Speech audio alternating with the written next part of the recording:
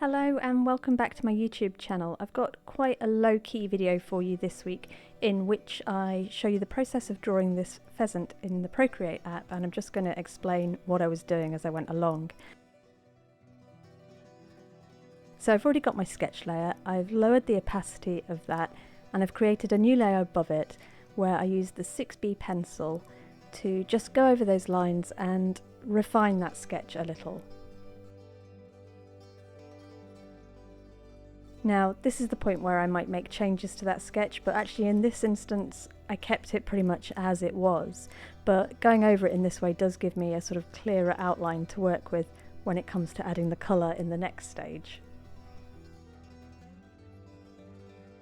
The next bit around the bird's wings I found quite difficult, or not difficult, but I was unsure how to simplify those shapes and yet keep enough detail in there to sort of show what was going on. But the beauty of Procreate is that you can kind of refine it and change it as you go along, unlike when I use watercolours. Now I'm creating another layer below that drawing, and I'm using the Studio pen, which comes with Procreate, to again go around the outline and create a solid shape. The Studio pen is one of my favourite pens to use for things like this because of the tapered end it has, and it's pressure sensitive, so you can press lightly and get fine detail, or press a little bit harder and fill a larger area at once. And it's a solid brush, so once you've drawn with it, it's easy to then fill in that shape. Now at this point it doesn't matter what colour I'm using, it's just to get that basic shape. Once I've completed the outline, I drag the colour and try and fill in the bird, but you can see it filled the whole page, and that's because somewhere along the way I've left a gap. So what I'm doing now is isolating areas so that I can work out more quickly where that gap is. And you can see when I tried to fill in the bottom area it filled the page, which means the gap is somewhere down here amongst these feathery bits. And there we go, I've fixed it and I've got the silhouette of the bird. Next I go to add, and I'm just going to add a scan of some watercolour paint that I made, which will add a lovely sort of painterly texture to the bird. Now I spend quite a lot of time rearranging this, moving it around, trying to find the best position to put it.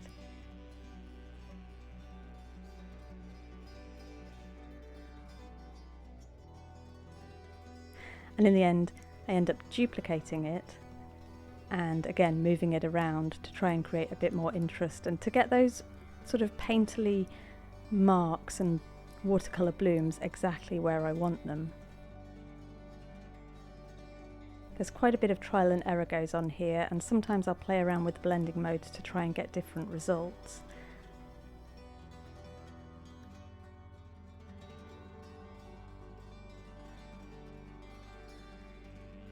Now I'm using a watercolour brush made by Lisa Glanz to just add a little bit of colour variation to that watercolour texture.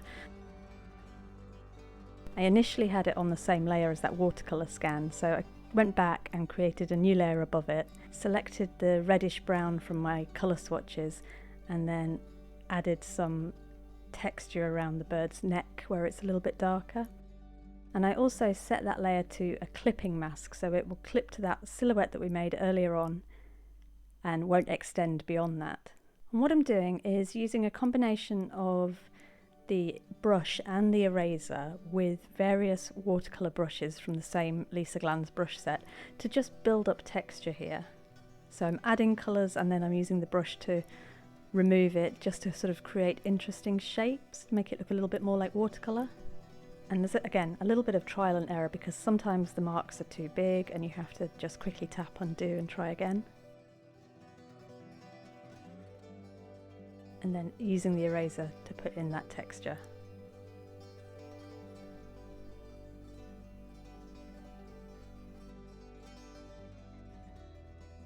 So I've got a good watercolour base to my pheasant with some variety of colour in there as well.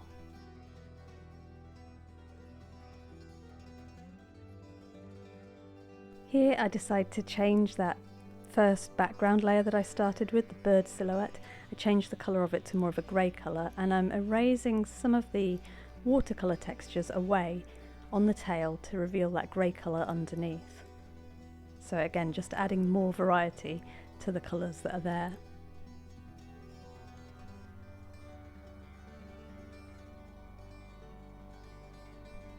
Using the selection tool, I isolate the bird's legs so that I can colour those in without the paint going onto the body, just keeping it on the legs.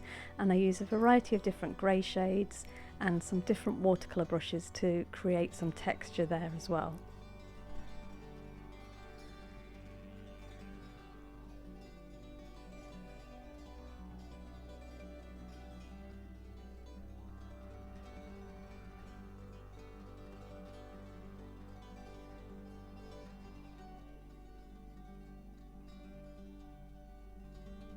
Okay, now on a new layer and going back to that studio brush that I was using before, I'm just filling in the beak.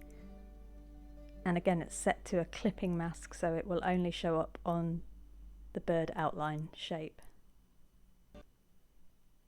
And I'm keeping all of these different elements, these different coloured areas on different layers so that I can tweak and adjust them as necessary at any point.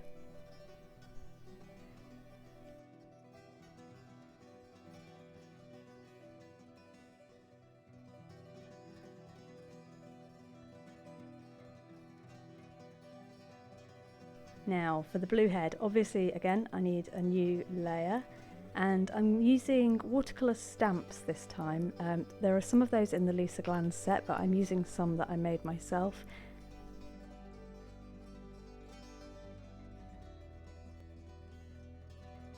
And I quite like that marking around the edge there. It's very nice and painterly, but it's in the wrong position, so I just use the transform tool to adjust that. And I actually spent a long time playing around with the head trying to get it just right. I duplicated that layer, made it transparent by setting it to multiply within the layer masks, and then used the colour adjustment tool to tweak the colours of just that one layer. So I've got one layer that's kind of the blue I started with, and one layer that is being adjusted to a more purpley, darker blue, and it's transparent, so hopefully you'll see the two colours showing through at the same time. And I actually spent a long time messing around with the pheasant head. I'm not going to show it all here. Another layer, back to the studio pen, and I'm adding the red mask to the bird's face. And a lot of my animal drawings will incorporate geometric textures or elements of sort of scanned paper or newspapers, books, things like that. And so here I decide to add another layer above this one and add some spots just to add some sort of pattern to this bird. There's a couple of different brushes within Procreate that can add texture in this way, but you could also use scans of patterned paper or anything like that. And I've just adjusted the opacity of that layer to bring it down a little bit. Then I went back to the bird's feet and used that same spotty brush tool to add some details to the feet as well. Now I've accidentally gone into the bird's body, so I'm just going to erase that back. And actually I decided that I would erase parts of it from the legs as well, just to sort of add a little bit more variety there, so it's not one solid pattern. And then going to the layers settings, I've reduced the opacity and I play around with the blend modes as well until I find one that I like the look of. Finally, in terms of the colouring, I use a crayon brush, I can't remember which one, to add the white band around the bird's neck and the white spots on his back. It's nice and textured and looks as if I've used something like a pencil crayon or a neo colour over the top of the watercolour.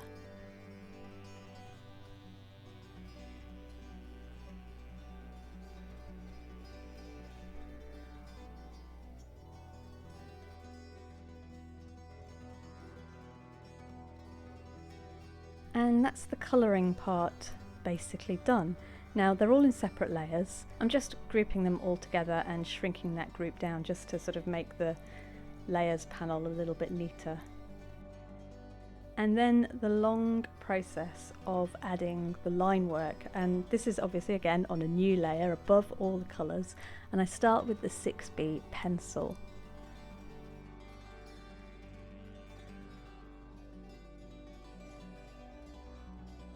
Now I'm using quite small scratchy strokes, they look a bit hesitant. I think this is actually about trying to get the texture that I'm trying to achieve. I want it to resemble pencil, but it's also not really that pencil-like. So I start with the 6B pencil, which is a great all-rounder brush tool from Procreate, and I'm just going around the bird, pulling out the details, adding any lines where they're needed to sort of show what's going on. Sometimes I'll work with a much larger brush, give a much sort of looser sketch, but in this instance I wanted to keep it quite small. Now at this point I realised that I was supposed to be at school picking up my son, and I'd completely forgotten to do that, so I had to stop recording, and when I came back I'd lost the light, so I'm now switching over to the screen recording of this process, and you can see how much I move around the drawing as I'm working. But I carry on going around the bird with that 6B pencil, just adding in all the little details. And in combination with the 6B pencil, I'm also using another pencil which it's not actually available to buy. I got it from a course that I took, but it's very similar to the HB pencil that comes with Procreate. So just as if I were using real pencils, I'm using the 6B to get the darker lines and the other pencil to create a sort of softer look, which is a little bit more muted and a little bit more solid if you shade with it. It doesn't have as much texture to it. And this part of the drawing process is really what takes the time. The colouring is the fun, quick part. The rendering of the pencil, graphite sort of line work and shading, it's also fun, but it's a really lengthy process, especially when I'm using the pencil set as small as I am here. One of the last things I do is add a layer of scanned in watercolour paper texture, which I just rotate and enlarge so it covers the whole document, and then I need to move it to the top, it's in the wrong place. Move it above all of the artwork layers and set it to multiply so it's transparent, and then what you end up with is an image that has that lovely watercolour texture helping to just bring it all together. I then decided that I was going to take those colour swatches and redo them using a watercolour brush, just because sometimes when I use my sketchbook I like to swatch out the colours I used in the corner, and this isn't really a finished piece of artwork, it's just a sketch that I was playing around with, so I liked the idea of adding those colour swatches here as part of the finished picture. So I'm just sampling the colours from the original swatches and laying them down slightly neater and with a watercolour texture.